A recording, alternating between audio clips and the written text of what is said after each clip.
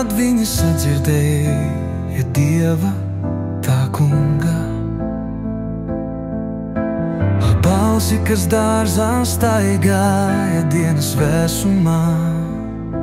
Tad cilvēks un viņa sieva paslēpās starp dārza kokiem Dieva, tā kunga priekšā. Cilvēks paslēpās Dieva priekšā, un Dievs sauca cilvēku sacīdams: kur tu esi? Tas atbildēja: es dzirdēju tavu balsi dārzā, un mani pārņēma bailes, jo es esmu kails un es paslēpos. Cilvēks paslēpās Dieva priekšā, un Dievs sacīja cilvēku sacīdams: kur tu esi?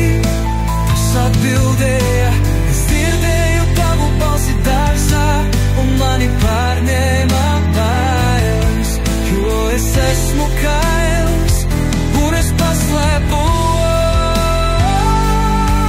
Cilvēks paslēpās Dieva priekšā,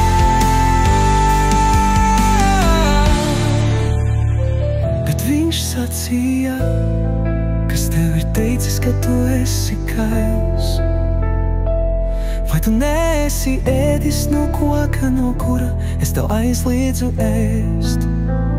Un cilvēks sacīja: tas sieva, ko tu man devi, lai viņa būtu ar mani, tā man deva no tā koka, un es ēdu. Un Dievs sacīja sievai: ko tu esi darījusi? Un sieva sacīja: čūska mani pievīla, un es ēdu.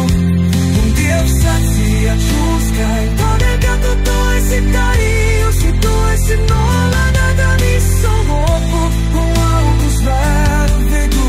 Uz savā vēdera tev būs līst, un pišķus ēst visas tavas mūža dienas, un es celšu ienaidu. Es celšu ienaidu starp tevi un sievu, starp tavu dzimumu un sievas dzimumu. Tas tev sadragās galvu, bet tu viņam iekodīsi pa pēdī.